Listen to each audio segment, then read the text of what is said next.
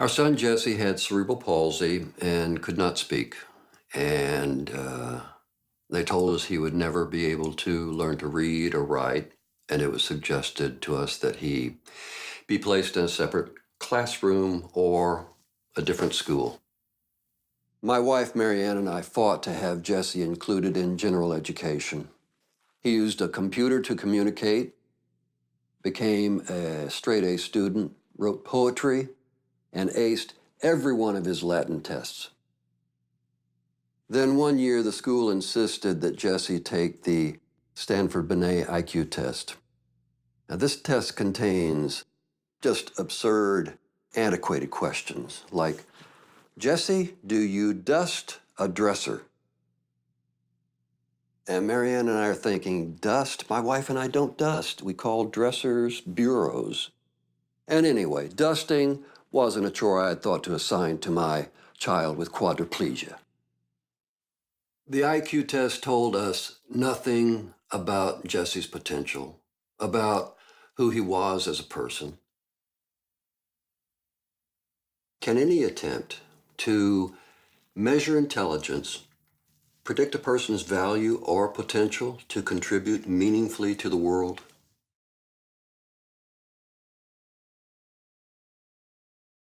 I'm not sure if I will do a meditation tonight because I'm kind of tired, but...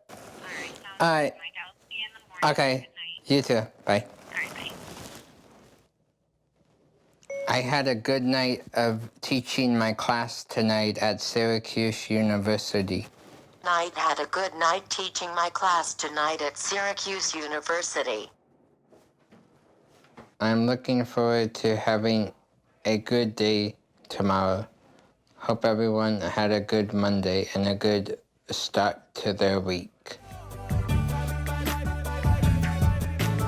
world is moving to the song I hear. Who's that singing when there's passion in my ear? Man, gushing memories, almost lost everything. Fella need them fellas running in the dream. We put in the van where the kids were driving. Saw myself in the Highlands at age 13. And I'm asking questions to the present day.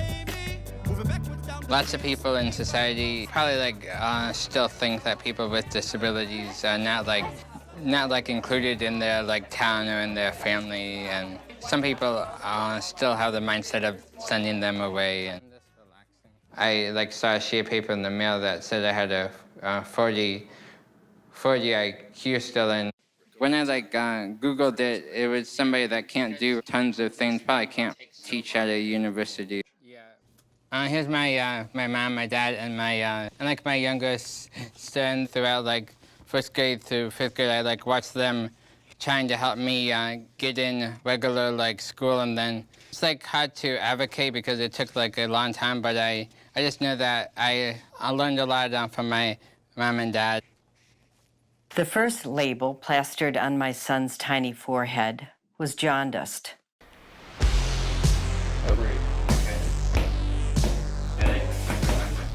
That was soon followed by neurologically impaired, developmentally delayed, learning disabled, low functioning, educable, mentally impaired with learning disabilities.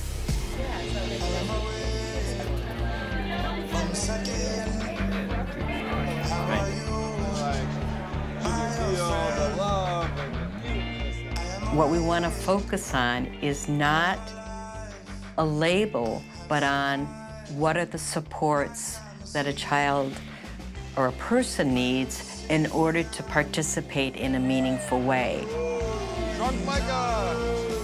This whole idea of segregating kids doesn't fit. All right, put your hand down. Now, Mike and I live closer to each other than we do to our parents. Oh, a chair? And I don't know if anyone knew that that was going to be possible in his life. And it's something that makes me emotional because you just it's just these constant reminders that you don't know what people are gonna do. Lemonade, food or not food? No. Why not? It's a drink. It's a drink. He was very engaged Anytime I looked in his direction, he had a look on his face that said, come on, keep going. I'm right with you, and I want to learn this stuff. The IQ test measures a very limited potential of our brain to learn and misses all the other stuff, a person's ability to take context, clues from their environment, from other people. It misses entirely a person's desire to engage with other people and their openness to relationships. Micah's got a ton of that. He's taking really high-level classes at one of the best universities for disability studies. He's working here. And why do you think it is that we don't have more people like Micah at college?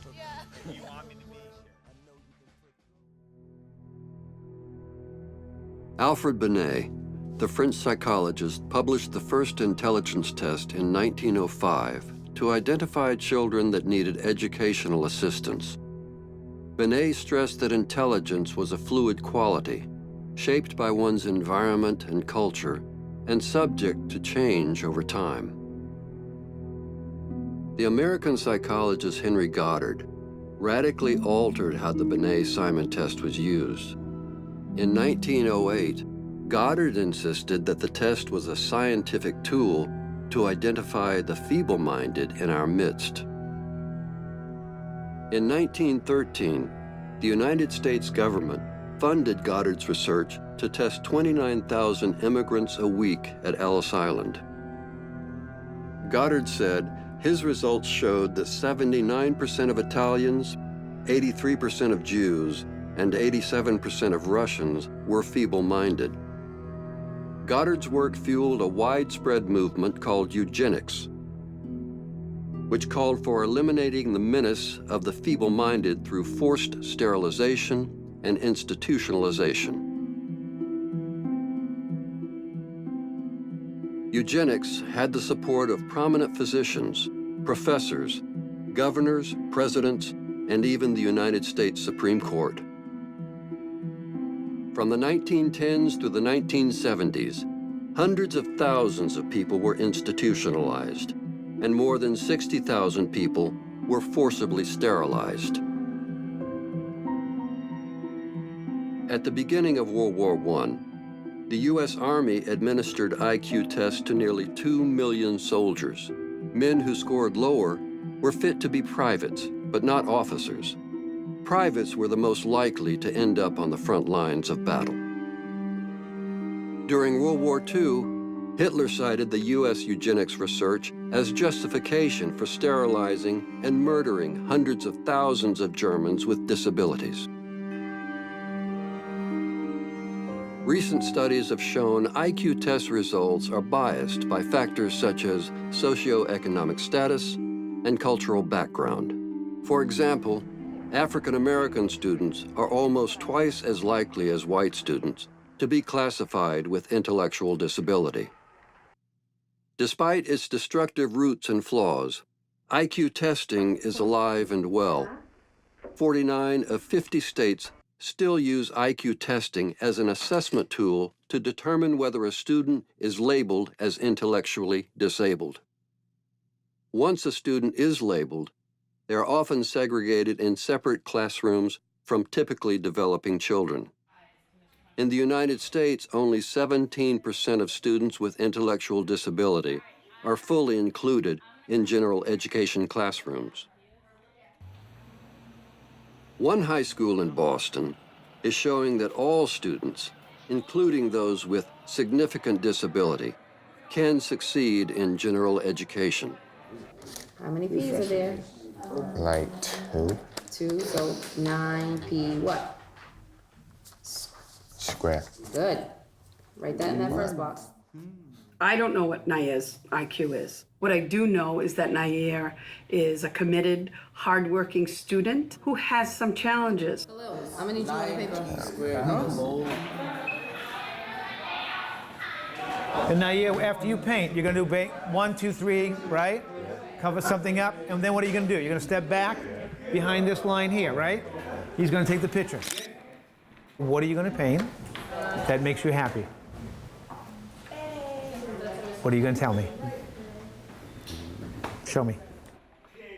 Nair has a style of his own, and he's not afraid to go in there and freely draw how and express himself and capture line and color and movement.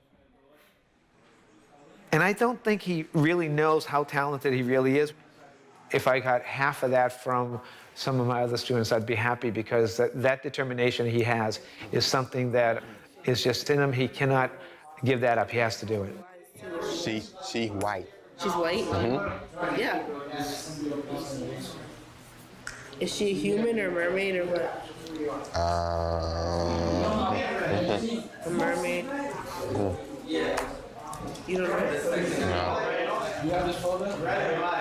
Okay, so what else do you have to do? He gets frustrated a lot because what he has in his head is hard for it to come out of his mouth. How many men were killed at Gettysburg? So we're looking for a what? Looking for... It's not like the movies, where you get this teacher that comes in, she saves the day, and everything's great. You guys come to the circuit. It's one day at a time. You guys can use your study guides. I wouldn't even use the notebook. I would literally just use the study guide while we play Jeopardy. Yeah, guys. I think that intelligence looks different for everybody. It's clear that he has an intellectual impairment, but that doesn't necessarily mean that he can't be intelligent. Please describe why our unit on government is the most important thing you will learn in all of high school and possibly your life. Nair. You have learned about the government because you will use this information for when you vote. That is very true. You will use this information when you vote. I will add that. 3 branches of government. The fact that he is a black man and he is tall. Sometimes it is troubling to wonder what might the outside world perceive him as. If he's being loud or jumpy or enthusiastic, somebody might perceive that as being threatening. It's one thing when they're young and they're cute, but eventually they're going to get older, they're going to go through puberty, and the outside world is going to see them very differently. I remember them saying something about his IQ level, and I think it was like 80 or 90. How?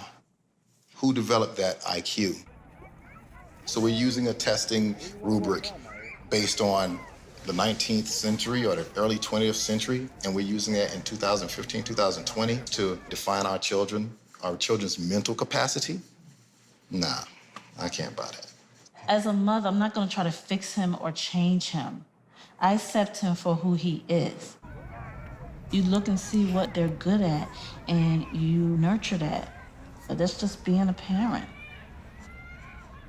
He is going to college. It's not a hope. He is going. It's a game.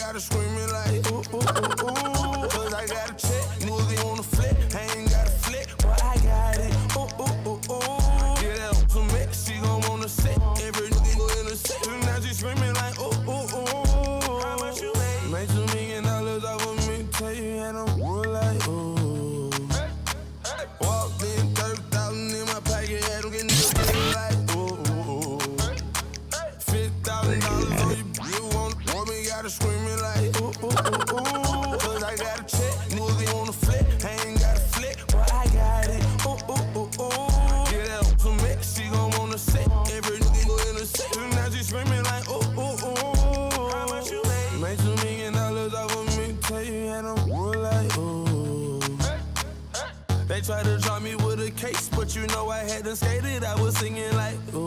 I swung in. Boy, I know my role and I play. If you heard that I'm talking, then I said it.